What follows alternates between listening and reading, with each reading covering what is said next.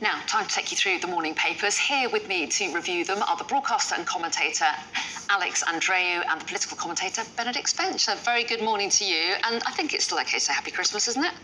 Yeah, why not? I think Happy Christmas. Yeah, let's do it. Before we dive into some of the papers, some of which are quite distressing, kick us off, though, Benedict, first of all, with The Guardian's front page. They are focusing their main story on, is this a survey that the BMA has done? It's certainly talking about doctors experiencing what they describe as moral distress. Yes, moral distress, which The Guardian defines as the unease doctors feel when they are unable to ensure a patient gets the speed, quality or type of care that they deserve. And I think that this is just sort of a, if you like, a natural culmination of the many issues that we've seen in the NHS sort of building up over the last few years. Understandably, doctors who work at the coalface, be it a GP, be it a junior doctor, if they are able to see with their own eyes, the backlog in terms of treatment, queues of people piling up in A&E, missed appointments and what have you, and people in suffering basically as a result of this, you can understand that even the most sort of ruthless, sort of cold-hearted doctor who looks at things purely through terms of outcomes rather than humanity wouldn't be able to necessarily look at that and think, yes, everything's fine. It's the sort of the manifestation of a system not working. And The Guardian says 65% of all doctors are feeling this moral distress, which obviously I think it's a terrible thing that people are going to work and feeling that sort of thing. They feel helpless, given that, we shouldn't just sort of say that all doctors go into the profession for moral reasons, but it's impossible to avoid once you're sort of dealing with people on a human level on a day-to-day basis. It must be very distressing for them, and to feel so powerless, even though of course people look to them as not salvation necessarily, but a source of alleviating problems, alleviating pains. To not be able to do that must be incredibly frustrating. Well, that's right. It talks about large numbers are ending up psychologically damaged, feeling that they can't give patients the best possible care because of the problems. And Alex, we've heard a lot about the problems of retention and recruitment amongst doctors, because obviously staff shortages are an issue, and when people read articles like this, it might be off-putting for people to go into that profession. Even going into the profession in the first place. I think you're right. Basically, doctors shouldn't have to do a sort of triage outside A&E or extraordinary circumstances like a disaster or a pandemic and things like that. And the sense we get from these figures is that ordinary GPs are basically having to triage patients all the time. They have to decide whose pain is worse, whose situation requires more urgent action, and decide effectively who is treated. And ordinary GPs in normal times shouldn't have to do that. They should be able to say, this is your treatment. And all political parties say that they have answers that will help alleviate the problems, and we'll just have to wait and see how those pan out. In the meantime, take us to the Mail's front page, and we should say that a lot of the front page is dealing with very different issues this morning, aren't they? They've all got going their own way. The Daily Mail is focusing on crime, so what are they saying, Alex? Yeah, so some crime statistics are out, and we see that forces across the UK gave up on 2,306,000 cases in the year to June, which works out as 1 every 14 seconds. And that's up by 250,000 compared to last year. It's actually up by 7% compared to pre-pandemic, which is, I think, always a useful comparison to make, because the pandemic made crime figures go quite peculiar. And it links on the story actually on the front page of the Telegraph, which says that 22 of 43 forces have been rated inadequate or requiring improvement. And it's very similar to the NHS story in many ways, in that you find staff are struggling at a sort of basic service level. They have too much work coming in for the people who are there. Now, the government has committed quite a lot of money into this. There's been a big hiring spree, and I think it's useful to understand that big hiring sprees initially lead to a drop in productivity.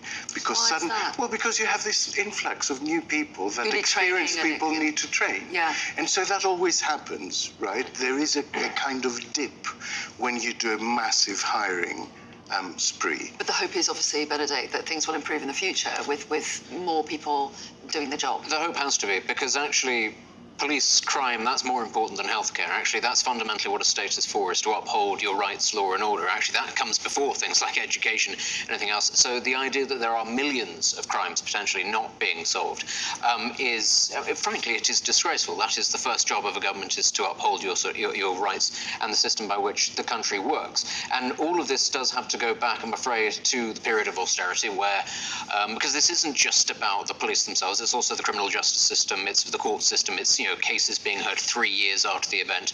That's because the Cameron government felt that it could hammer the Ministry of Justice, it could hammer things like crime harder than anything else in terms of funding, because it reasoned, not unjustifiably, people don't care about criminals, they don't want them to have any money spent on them, but that includes prosecuting them, and people don't care about lawyers, because lawyers are all fat cats, and what you get now is we don't have enough prison cells, we don't have enough police officers, and we have a lot of crimes just going unpunished because there isn't the resources there. And I think that you're seeing the knock-on effects of that, basically. And that government would say we needed to take action because post-financial crisis savings had to be made. Yeah, to which I would say, again, the first job of a government is actually upholding law and order. So for the MOJ to be the single biggest recipient of cuts, I think was a massive dereliction of duty. Of course, we can say that with the benefit of hindsight, but I also said it at the time. But yeah, and again, going back to actually staff recruitment and retention, if you get rid of 20,000 police officers and then you rehire 20,000 police officers, that doesn't put you back in the state you were, because you've had a massive brain drain of experienced people, and then suddenly you have an influx of new people. And so I think if some moderation had been applied to the more extreme austerity narratives that were going around the first 5 years of last decade, and some of that stuff had been retained, it would have helped a massive amount now. If you were recruiting only 15,000 and had retained 5,000, that actually makes a big marginal difference. Okay, let's move on to another issue altogether. This is the front page of the Express, and this reflects on the extraordinary scenes in Greater Manchester. And I don't know if you can see that picture on your screen there, or the close-up, but there's an extraordinary picture of two houses with their roofs completely ripped off, and really that headline, says it all. Family feel they're lucky to be alive. It is.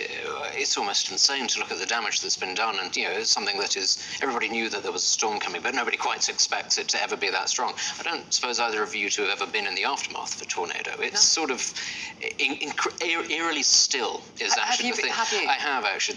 They're not uncommon in the part of Italy where my family resides or used to reside, and there is this incredible stillness where, of course, you can remember what it looked like before, the landscape, and then you're sort of witnessing it, and because of course all the winds have died down, it does feel just incredibly sort of, oh, good Lord, this is, you're sort of confronted with the image of what you're seeing, trees ripped up, buildings blown down.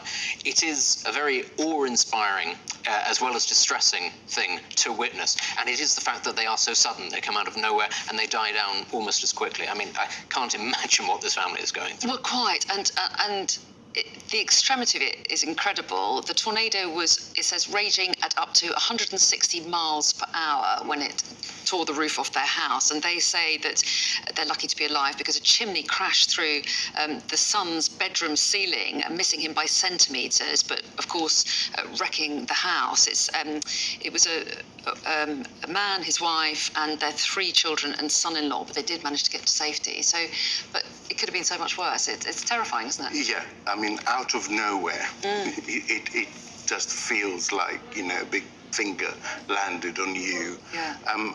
And we have to make the link, and we have to start talking about, because you can't link specific weather events, obviously, to climate change, but you can see that the frequency of extreme weather events is increasing. I mean, we see that empirically in our everyday lives. There are a lot more of these unusual things going on.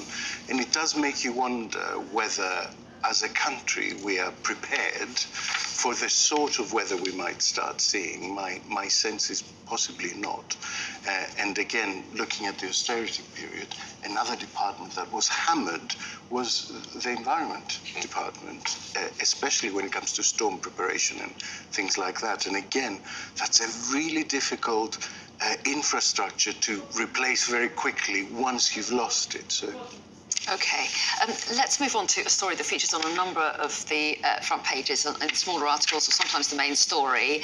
The National, Scottish newspaper, The National, covers it as their main story, but it also features, I think, on the front of the Times, not their main story, but one of their stories, doesn't it? And this is the Blair files. We've talked about it a little bit with our political correspondent.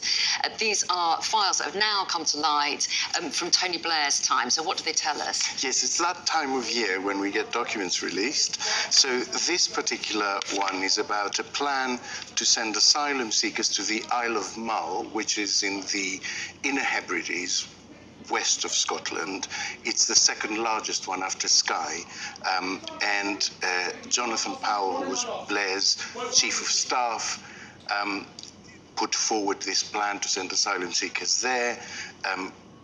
I mean, it's important to say that when you dig into the story, you find that it was a memo of a brainstorming session where people were throwing radical. It was these ideas that are probably asked to think the unthinkable, and I'm just using that as a phrase, but you know, to brainstorm ideas. And obviously, it wasn't adopted, but obviously it wasn't adopted. But there is a very interesting quote from the time that Jonathan Powell says that the case will, and I quote, almost certainly lose this case in the European Court of Human Rights, but we would have 2 to 3 years in the meantime when we could send a strong message into the system about our new tough stance, and we would make it clear that if we lost in Strasbourg, we would denounce the ECHR and immediately re-ratify it with the reservation on Article 3, which I Well, how about that? well, I think the Sunak government will be reading this with some interest, thinking, is there some illegal point there that we may have missed, that you can sort of denounce the treaty and then re-adopt it straight away with minus one article? Maybe this is what Sunak needs to... I'm the heir to Blair. Maybe he's the true heir to Blair after all this time. Picking a fight with the ECHR is actually Labour policy. That would be a fantastic curveball. I mean, how Keir Starmer would respond to what isn't clear from this, and this must be noted, is that they were talking about sending asylum seekers elsewhere to be processed. The Rwanda plan, the reason it's so contentious is because it farms out our responsibility as a nation under international rules for our asylum system altogether, because it sends asylum seekers elsewhere to stay there, to be processed under that legal system and gain asylum in Rwanda. That's a big difference. Okay, we must leave it there, but I'm pleased to say that both of you will be back in the next hour. We may deal with the Star's front page and fat dogs post-Christmas at that stage, but we haven't got time for now. See you both shortly.